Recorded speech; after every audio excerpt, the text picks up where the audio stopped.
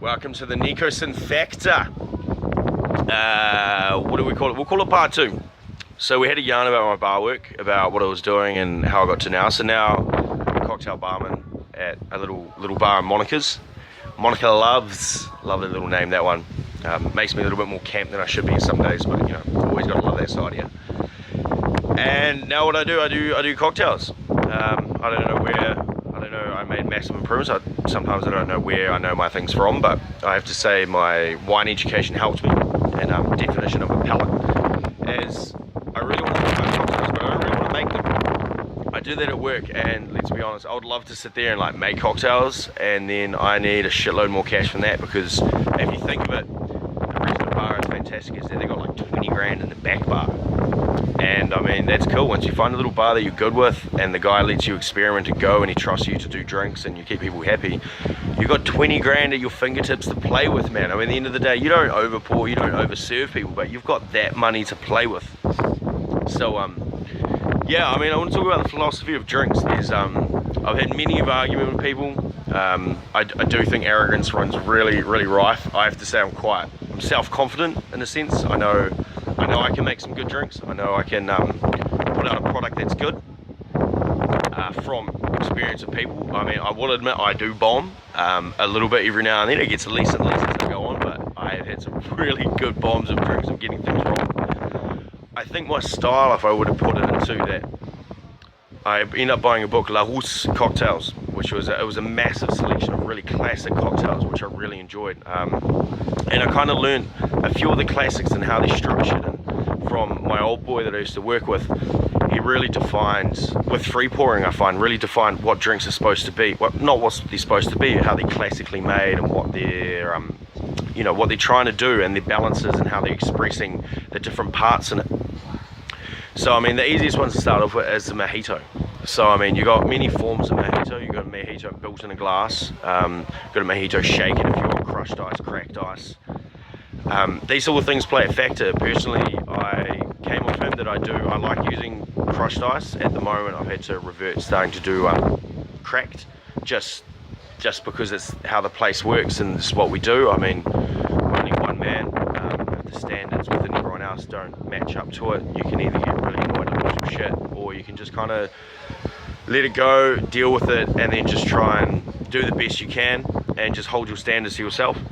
And I mean, it comes through that you give me kind of 3 people where we're all into it. I'll get the next level of service, man. Like, I blow everyone out of the water. Like, if you come up to me like, I really like a cocktail, I'm like, simple game. I've turned it into a game. It's fantastic. I say, okay, it's a game. So what spirit do you want? And you hash out a spirit. I'm like, cool. Do you want a long or short drink? So a long drink, a highball, or a martini? Now, this question's really good because that hammers down if they were to say gin and they want a long drink and they want long, that kind of hammers out a lot of drinks that you know and you can do it. And the next one you can ask is, what style? Do you want something sweet, something dry, or sour? And this, as you're asking these questions, you're kind of, you know, you're taking the minute out. I mean, you already make your assessment of someone within the 30 seconds they walk up to the bar to try and assess where you're going to go off the drinks. And then as you're asking these questions, you're picking up small details. You're picking up how fast they answer you, how much they're willing to let you roll. If they're comfortable with ordering cocktails, I find that people who drink a lot of cocktails will know kind of subliminally if you know what you're talking about, and they'll give you free rein to go on. And then with people that don't really know, the biggest trick I find is that you've got to try and come across in a way that you're trying to piece information out of them without making them feel like a retard.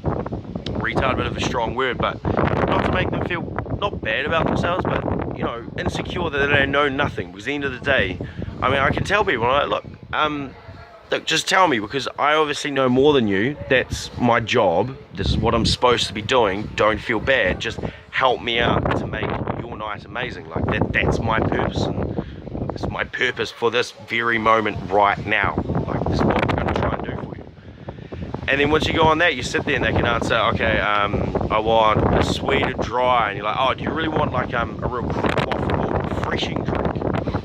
And they're like, yeah, I really want like a long, you know, I really want cream. And you're like, you roll it back to them. You're like, all right, so you want a gin, long, you want want. Quenching, really really kind of drinkable and thirst quenching. Now the best one I like to ask is, what don't you like? Because people don't know what they like, but they damn well know what they don't like. And you're like, what don't you like? They're like, oh, we hate cucumber, or oh, I don't like this. And you're like, fantastic, because easiest way to get it to fuck it up is give them something they don't like. Because even if it's an amazing drink and they don't like it, they won't do it. They won't like it. They will walk away like, ah, that was good. So yeah, I want to be nice to you, but they won't do it. So ask them what they don't like is the easiest way to get around that little enigma, to go from there.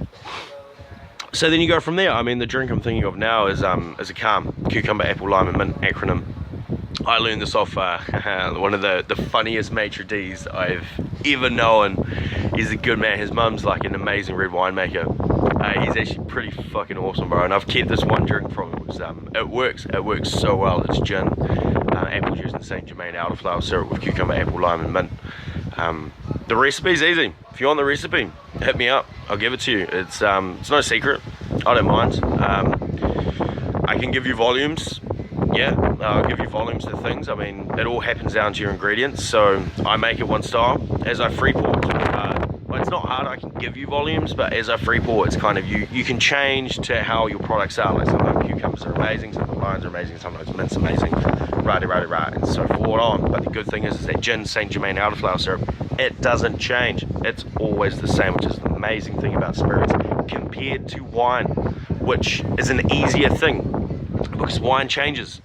It's weird, you know. Wine changes in the bottle. It's not the same as last year to this year. It's an unknown factor. It's a continuous taste process, and sometimes it's a game of Russian roulette some days. Unless you're really into it and you do it really well, and you got that capital to kind of taste and be. It's a lot of work to keep it up. Some days I actually enjoy making it more than being a sommelier. I don't think I could be. It's too much for me some days. I really like tasting, so I rely that I'm kind of building a palate without actually knowing it, but I've built a palate on how things taste. And I found through the production side is a lot different to the final product. Through the production, you're seeing a lot of earlier characters and you're seeing how things evolve. But anyway, tangents. See what I said about tangents? I'll get on tangents hard, man.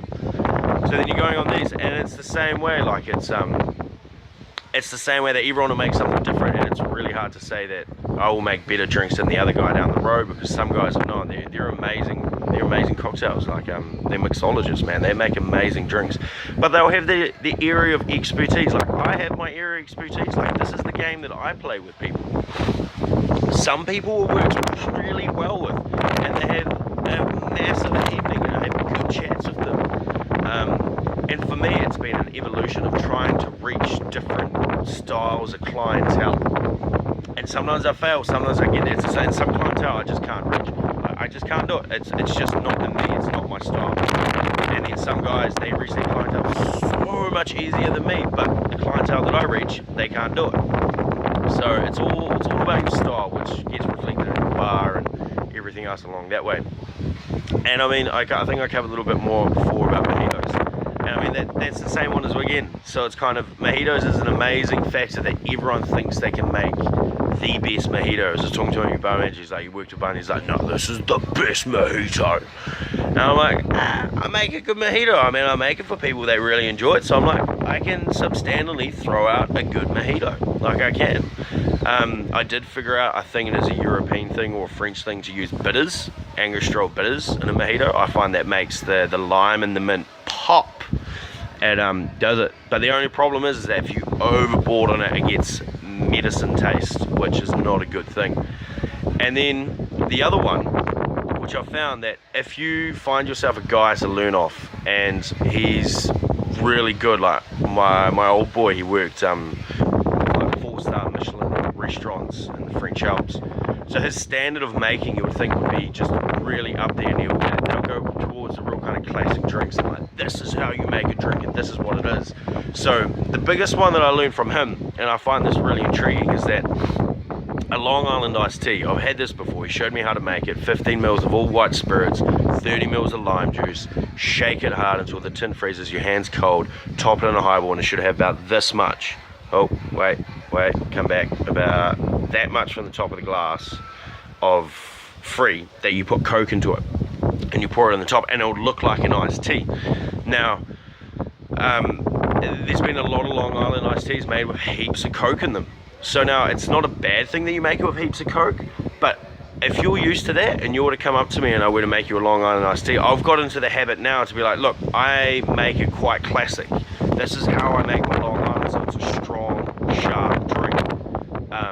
Someone's like, oh, that's awesome. You know, how else would I want it? I'm like, well, I'm just saying, because I've had guys come up to me and be like, this is too strong. And you're like, I don't want to be a dick, man, but it's a Long Island iced tea.